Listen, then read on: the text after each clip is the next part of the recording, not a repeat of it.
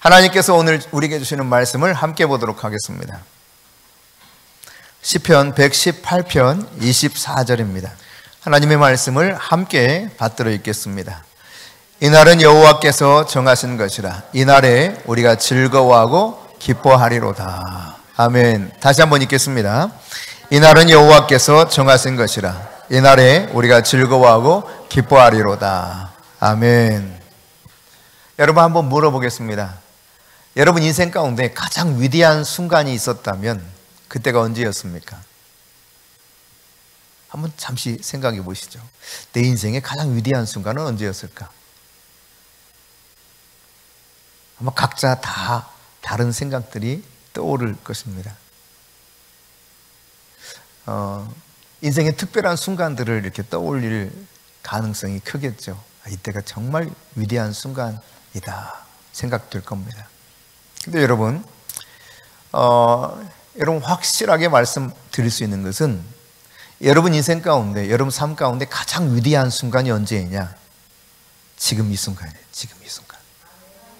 지금 이 순간이 가장 위대한 순간입니다. 왜냐하면 지금 이 순간만이 내가 하나님을 누릴 수 있는 시간이에요. 지나간 시간 아무리 아쉬워도 되돌릴 수 있습니까? 그럴 수 없습니다. 아무리 내가 정말 그 시기로 돌아가고 싶기를 갈망한다 할지라도 절대로 그때가 돌아오질 않습니다. 그럼에도 불구하고 이 과거에 매여 산다면 그 사람은 인생을 낭비한 것이 되겠죠. 삶을 스스로 잃어버리며 사는 것이 될 것입니다. 한편 여러분, 인생을 내일에 대해서 내일만 기다려요. 미래만 기다려요. 내 인생 다음에 기회가 있겠지. 여러분 마찬가지입니다. 만일 내일만 바라보고 미래만 기대하고 산다면 그 사람 인생도 허비한 삶이 될 것이고 결국 진정한 삶을 잃어버리고 말 것입니다. 오늘 말씀을 다시 한번 보실까요? 같이 읽습니다. 이날은 여호와께서 정하신 것이라. 이날에 우리가 즐거워하고 기뻐하리로다. 여러분, 가장 하나님께서 우리에게 주신 최고의 선물 가운데 하나, 그것이 바로 지금 이 순간이에요. 이날이에요. 내가 하나님과 함께 할 수 있는 유일한 장소가 지금 이 시간 하나님과 함께하는 바로 이 자리인 것입니다. 여러분 묻겠습니다. 하나님이 존재하십니까? 하나님이 살아계십니까? 하나님이 말씀하십니까? 하나님이 능력 있는 분 맞습니까? 그 하나님이 실제로 나에게 지금 말씀하신다면 그분은 어떤 상황 속에서 나에게 오셔서 말씀하시겠습니까? 아마 여러분 조금 전에 잠자리에서 일어나셔서 준비하고 오셨을 거예요. 잠에서 깨어서 일어났을 때 주님 나에게 말씀하십니다. 내가 준비하면서 세수하고 밥 먹을 때 주님은 말씀하십니다. 내가 길을 오고 가는 중에도 주님은 말씀하십니다. 내가 사람을 만나는 동안에도 주님은 말씀하십니다. 살아계신 그 하나님이 계속 말씀하시는 거예요. 내가 어떤 책을 읽을 때도 주님은 나에게 찾아오셔서 말씀하십니다. 내가 이제 어두워져서 몸이 노곤해서 잠이 들 때 그때도 주님은 나에게 찾아오셔서 살아계신다면, 그분이 말씀하시는 분이 확실하다면 그분은 계속해서 말씀하고 계십니다. 단지 내가 그분을 외면하고 있는 것이죠. 여러분, 이스라엘 백성들이 400년 동안 이집트에서 노예로 살았습니다. 종노릇 했습니다. 하나님께서 때가 되어서 모세를 통해서 그들을 해방시키고자 할 때 그냥 나올 수 없었죠. 순순히 내보내질 않죠. 얼마나 좋은 노동력입니까? 많은 것을 그들을 통해서 얻을 수 있었는데 그냥 순순히 내보내겠습니까? 그래서 10가지 재앙을 통해서 그들이 항복하고 내보내게 되는데, 이제 피, 개구리, 이, 파리, 악질, 독종 해서 쭉 10가지 재앙이 나옵니다. 그런데 이 재앙 속에서 여러분 두 번째 재앙만 한번 생각해 봅시다. 개구리. 여러분 개구리 맛있죠? 안 드셔서 보셨어요? 예, 고개를 저으시는 분도 계시네요. 네, 단백질이 풍부합니다. 개구리 뒷다리 아주 맛있습니다. 예, 돼지에게 이렇게 던져주기도 했었는데 그러다가 이제 솥에 삶아서 온 식구들이 둘러앉아서 먹기도 했었습니다. 근데 여러분 이 개구리가 지금 애굽 온 전역에 얼마만큼 나왔는가? 자, 성경 출애굽기 8장 한번 보겠습니다. 2절 3절입니다. 시작. 내가 만일 보내기를 거절하면 내가 개구리로 너의 온 땅을 치리라. 개구리가 나일강에서 무수히 생기고 올라와서 내 궁과 내 침실과 내 침상 위와 내 신하의 집과 내 백성과 내 화덕과 내 떡반죽 그릇에 들어갈 것이며. 여러분 한번 상상해 보십시오. 내가 지금 화장실 문을 딱 열었더니 개구리가 막 온통 난리야. 발 디딜 틈도 없어요. 너무 급해서 그래도 변기를 열고 앉았는데 거기서 개구리 폴짝폴짝 튀어나옵니다. 한 마리가 아닙니다. 막 우글우글합니다. 너무 배가 고파서 밥솥을 딱 열었더니 밥솥에 개구리가 깨굴깨굴 합니다. 도무지 고단해서 잠을 자야 되겠 싶어서 방에 들어갔더니 온통 개구리입니다. 옷장을 열어도 개구리입니다. 여러분 괜찮죠? 아마 여기저기서 비명소리가 날리겠죠. 집집마다 엄마야! 난리 날 겁니다. 한 마리는 귀여울지 몰라요. 뭐 한 수십 마리 정도는 먹어치울 수도 있습니다. 근데 이놈의 개구리가 피가 터져 죽어도 계속 그냥 여기저기 얼마나 많은지 도무지 개구리 때문에 살 수가 없습니다. 이렇게 되니까 애굽의 백성들이 뭐 난리 보통 난리가 아니죠.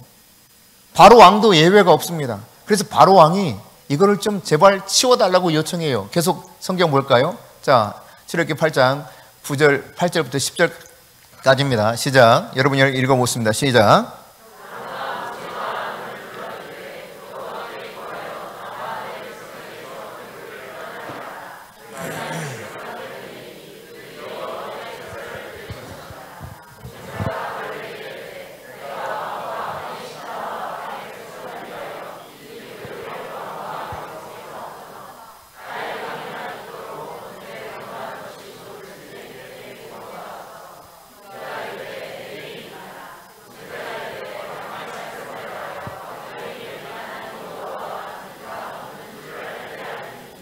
아멘.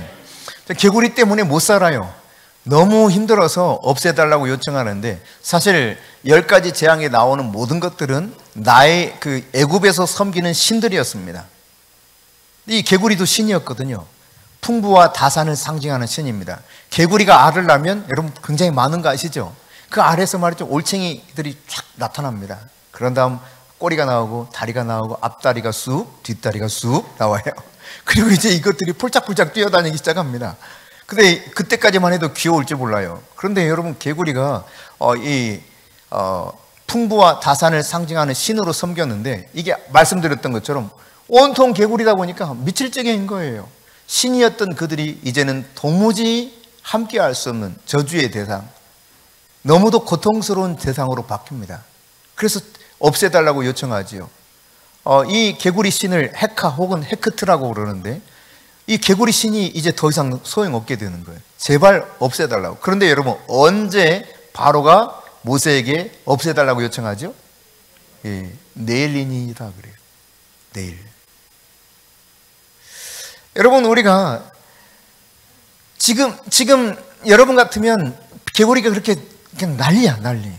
도무지 발을 디딜 틈이 없을 정도로 온통 개구리가 그냥 침실이건 뭐건 그냥 다 난리인데 개구리 치워달라고 언제 요청할 것 같아요? 아 진짜예요? 바로처럼 내일이라고 하시면 안 될까요? 아니에요? 지금? 혹시 바로처럼 내일 좀 치워주세요. 괜찮아요. 오늘 밤까지는. 근데 바로는 내일 치워달라고 그러죠. 근데 우리가 이와 같이 생각하고 살아갈 때가 참 많다는 사실입니다. 하나님, 제가 진짜 하나님 뜻대로 살겠습니다. 하나님께 항복하겠습니다. 그러면서 오늘은 좀 참아주시고요. 내일 좀 하면 안 될까요? 내일까지만 좀 제가 원하는 대로 좀 살다가 내일 좀 그렇게 해볼게요.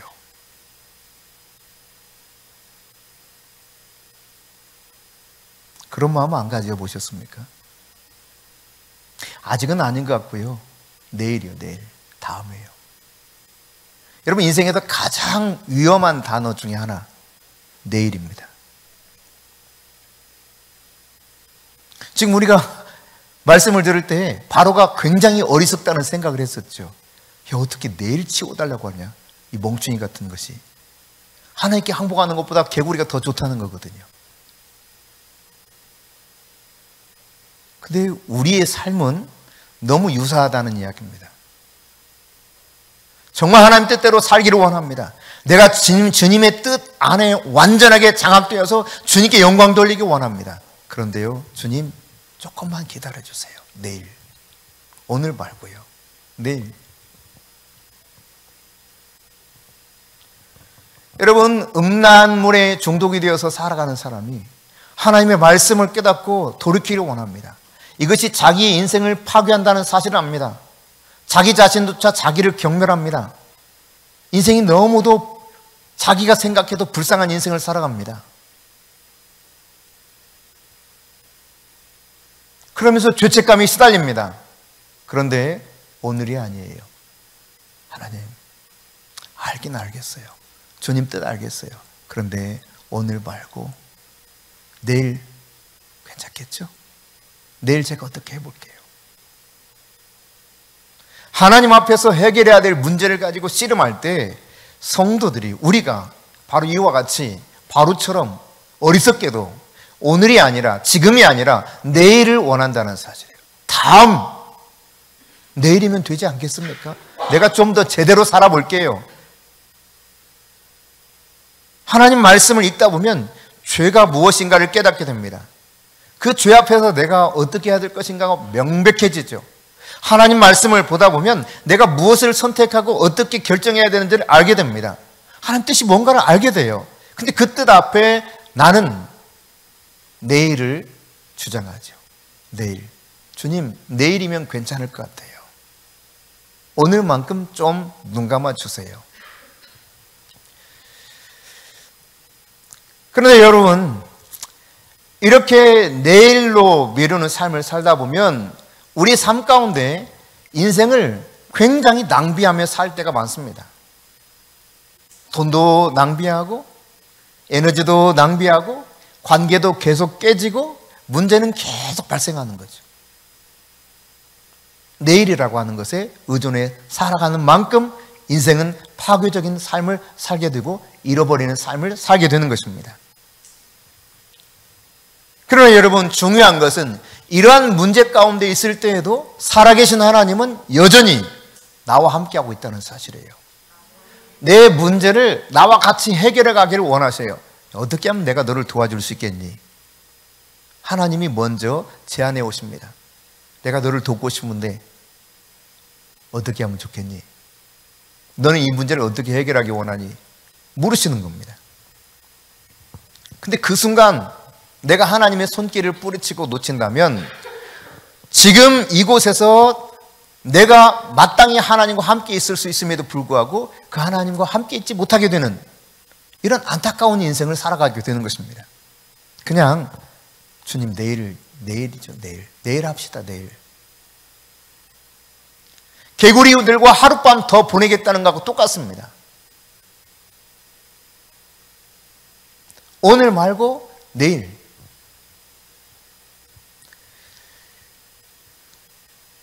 우리는 이런 생각을 할 때가 많죠. 성경 히브리서 3장 7절과 8절입니다. 네, 함께 읽겠습니다. 그러므로 성령이 이르신 바와 같이 오늘 너희가 그의 음성을 듣거든 광야에서 시험하던 날에 거역하던 것 같이 너희 마음을 완고하게 하지 말라. 오늘 그의 음성을 듣습니다. 오늘. 그 말씀을 듣고 내가 완고한 마음을 가지지 않으면 변화가 일어나게 되어 있는데 오늘 그 듣지 않아요. 13절은 무엇을 말합니까?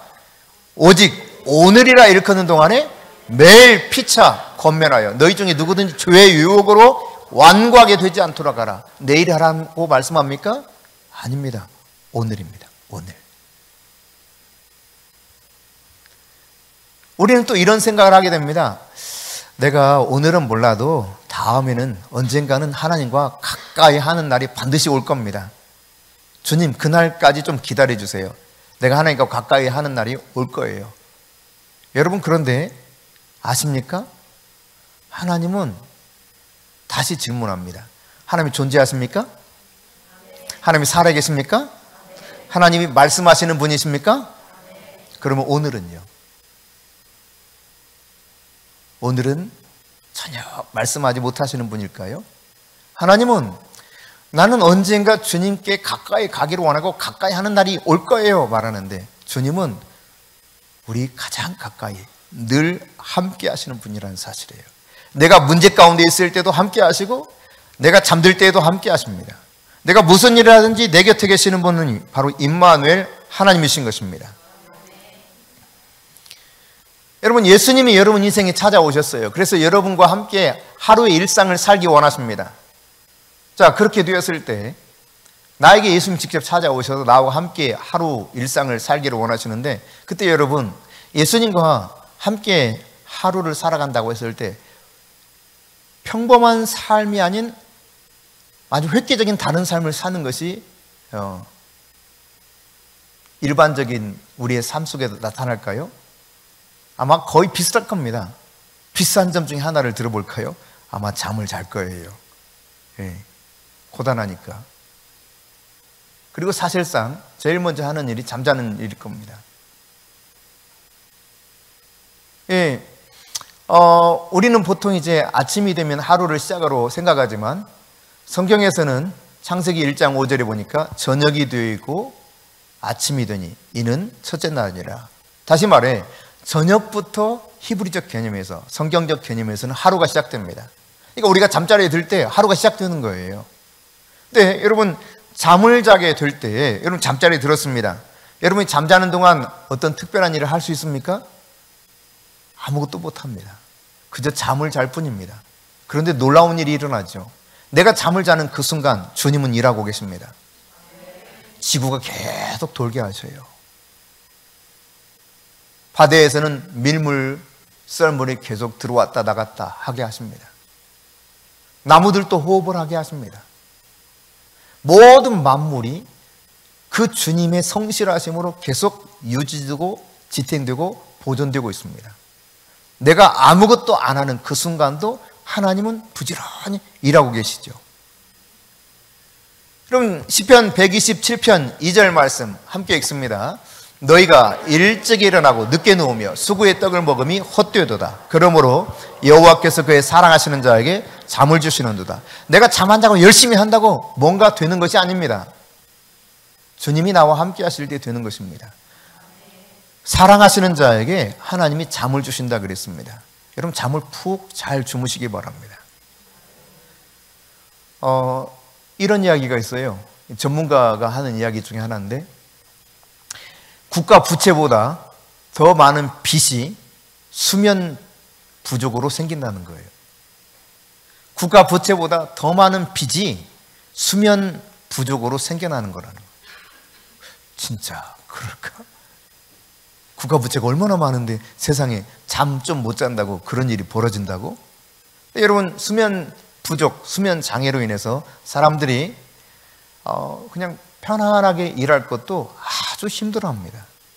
관계도 그냥 수월할 것이 짜증나기 때문에 사랑하기보다는 화를 냅니다.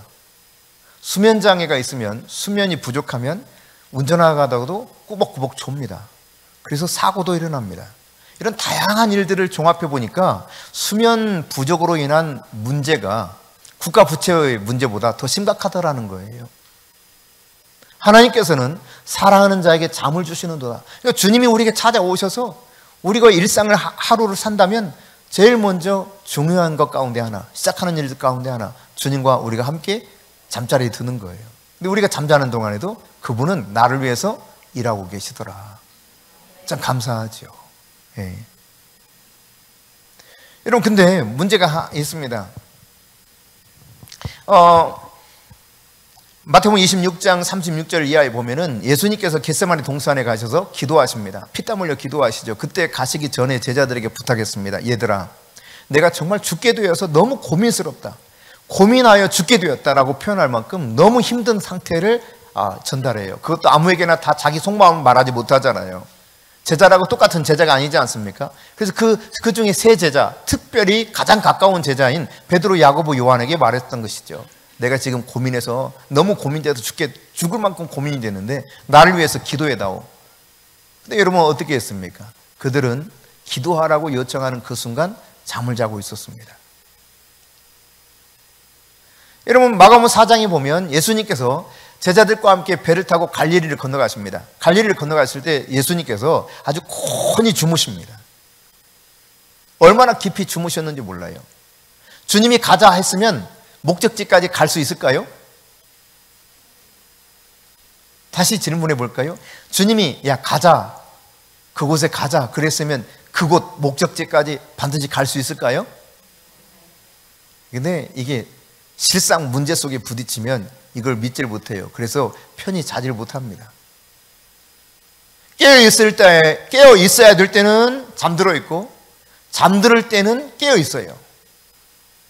제자들처럼. 여러분 주님과 함께 밤이 되면 편안히 주무세요. 염려하지 마시고 다 맡기시고 주무시기 전에 주님 앞에서 삶을 정리해 보시기 바랍니다. 하루를 정리해 보세요. 주님, 제가 오늘 하루 이렇게 생각해 보니 이러이런 잘못과 죄를 범했군요. 용서해 주세요. 주님께서 나에게 오늘 하루 진짜 은혜를 많이 베풀어 주셨네요. 주님, 너무너무 감사해요.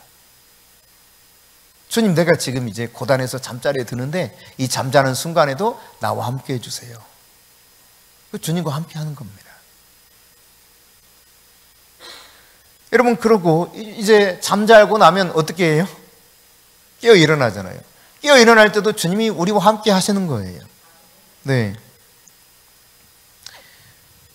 그렇게 잠자리에서 깨어 일어날 때 단 몇 분이라도 주님 앞에서 자기 삶을 다시 내어 맡기는 겁니다. 주님, 오늘 또 나에게 하루를 허락해 주셨는데 주님이 나와 동행해 주세요. 내가 주님과 함께 한다는 사실을 내가 잊지 않고 살아가게 해주세요. 하나님의 전신갑주를 입혀주세요. 나를 주의 보혈로 덮어주세요.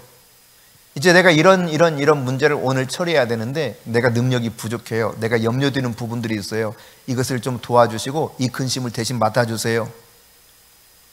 나에게 지혜가 부족한데 이 문제 해결해야 됩니다. 지혜를 주세요. 주님, 오늘 하루 종일 나와 동행해 주세요. 이렇게 주님께 다시 말씀드리고 주님과 함께 하루를 이어가는 것이죠. 단 몇 분이라도. 시편 5편 3절에 보면 다윗이 이렇게 고백해요. 같이 읽습니다.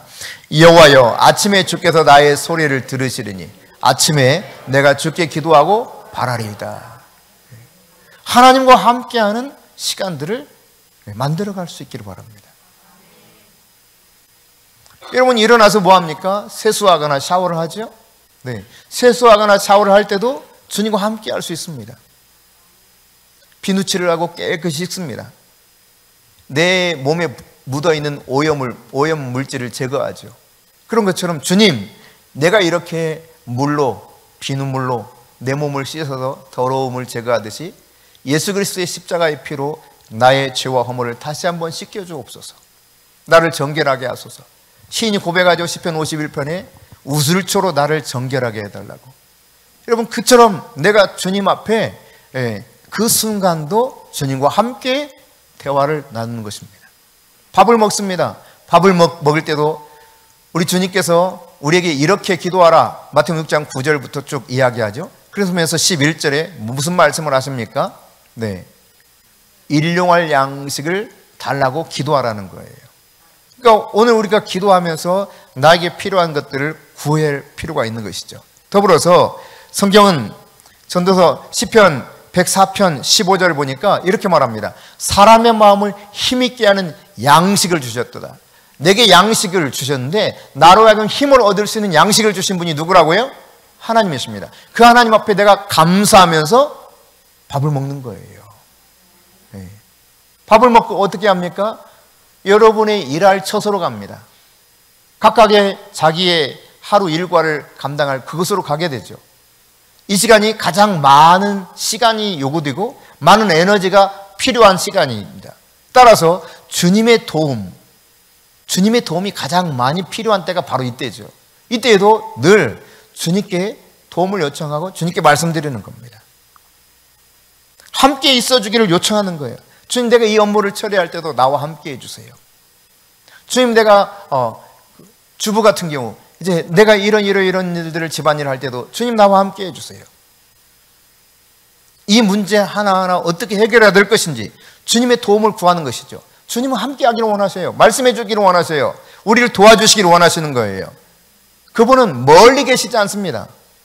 여러분, 여러분의 사랑하는 사람들은 때로 물리적인 공간이 멀어질 수 있고 마음도 멀어질 수 있어요. 그러나 살아계신 주님은 여러분이 다시 묻습니다. 하나님 살아계십니까? 하나님은 말씀하시는 분이십니까? 그렇다면 그 하나님께 내가 말씀을 드리고 그분의 말씀을 듣는 거죠. 네. 근데 일하는 현장 속에서 일하는 문제를 가지고 그리고 때로 고단하면 허리를 펴고 심호흡을 하기도 하죠. 그때 여러분 우리가 허리 펴고 심호흡하면서 주님이 우리에게 허락하신 성령을 호흡하는 거예요. 성령으로 체험받기를 원하는 것입니다. 숨을 내쉬면서 내 안에 있는 어두움과 죄악이 떠나가고 숨을 호흡하며 들이마실 때 성령을 내게 더 부어주시길 갈망하면서 성령으로 체험받는 것입니다. 여러분, 사람들을 만나서 사람들의 이야기를 들을 때가 있어요. 소위 피드백이죠. 근데 하나님께서는 하나님의 음성을 사람들을 통해서 많이 들려주십니다. 그러므로 여러분이 사람들을 통해서 무언가를 이야기를 주고받을 때 하나님의 음성을 들으려고 노력해야 돼요. 하나님께서는 그 순간 계속해서 나에게 말씀하십니다. 많은 성도들은요, 하나님을 만나고 하나님의 뜻을 확인할 때 굉장히 특별한 것만을 하나님 뜻으로 생각하는, 하나님의 뜻을 확인할 수 있는 것이라고 생각합니다. 그러나 그렇지 않습니다. 하나님은 우리의 삶 가운데 늘 함께 합니다. 말씀을 통해서, 우리의 삶을 통해서, 사람들을 통해서 계속 말씀해 주시는 거예요.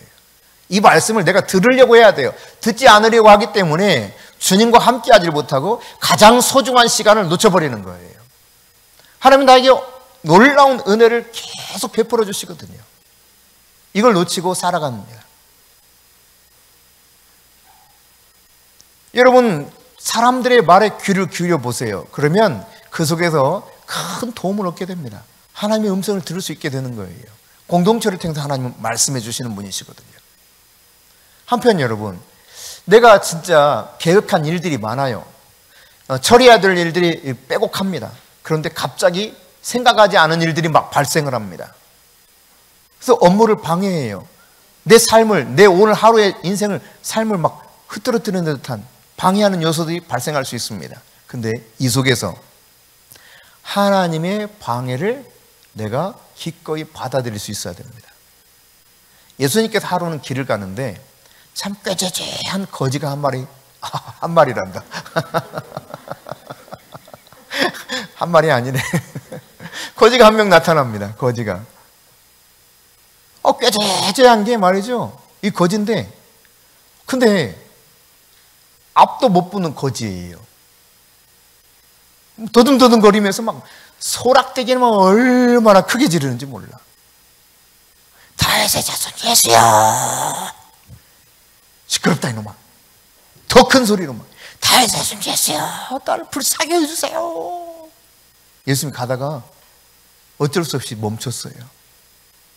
내가 원하는 게 뭐니? 저 눈뜨기를 원해요. 내 소원대로 되리라. 여러분, 방해받는 것 가운데 하나님의 역사가 나타납니다. 여러분, 하루는 예수님께서 급한 일 때문에 이제 갑습니다. 어느 때냐? 마가복음 10장에 보면은 회당장 야이로가 예수님께 찾아와요. 찾아온 목적은 너무 긴급한 일입니다. 딸이 지금 죽어가고 있어요. 내 딸이 지금 죽어가고 있습니다. 빨리 와서 도와주세요. 예수님도 급히 막 야이로, 선생님 빨리 오세요. 막 정신없이 가니까 예수님 막 걸음을 빨리 해서 갑니다. 근데 중간에 무슨 일이 벌어집니까?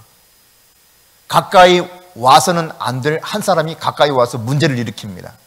부정한 사람입니다. 그래서는 안 되는 사람입니다. 근데 이 부정한 사람이 들어와서 사람들을 부정하게 만드는 듯한 이상야릇한 상황이 발생하죠. 그때 예수님께서는 누군가 내 몸에 손을 댔다 말씀하시고 사람을 찾기 시작합니다. 빨리 가고 싶어 하면 야이로가 막 선생님 빨리 가시죠. 제자들도 아니 이렇게 사람들이 막 미는데 누가 밀었다고 그럽니까? 누가 만졌다고 그럽니까? 아이고 많아요. 예수님 빨리 가십시다. 예수 아니다. 분명히 내 몸에 손댄 자가 있다. 계속 찾습니다. 여인이 나타나죠. 이 여인은 12년 동안이나 자기 질병 때문에 해결받지 못했던 고민이 많았던 여인이었습니다. 부정한 여인이었죠.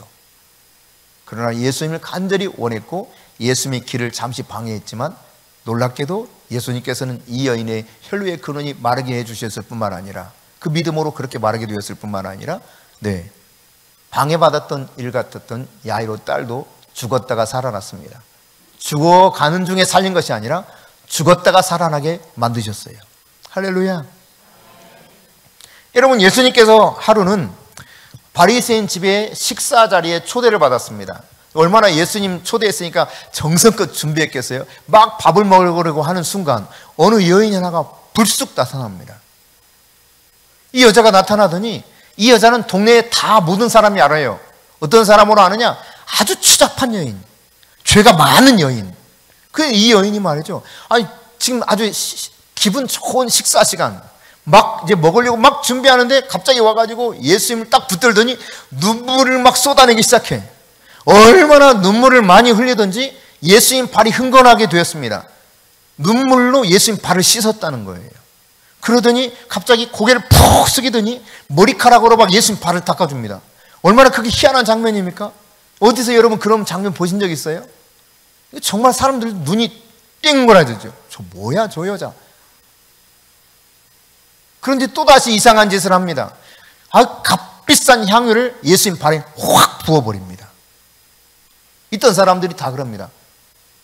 예수님 만일 선지자라면 저 여자가 어떤 여자인 줄 알 텐데. 예수님이 아셨죠. 그리고 예수님께서 그 식사 자리 참 즐겁고 아주 기분 좋은 식사 자리를 일순간 방해했던 이 여인의 죄를 여인아 내 죄가 사하여졌느니라 선포하십니다. 여러분 예수님께서 하루는 이게 길을 가시는데 이 사람도 이래서는 안 되는 사람이에요. 문둥병자입니다. 그 당시 문둥병자는 사람들 가까이 와서는 절대로 안 됩니다.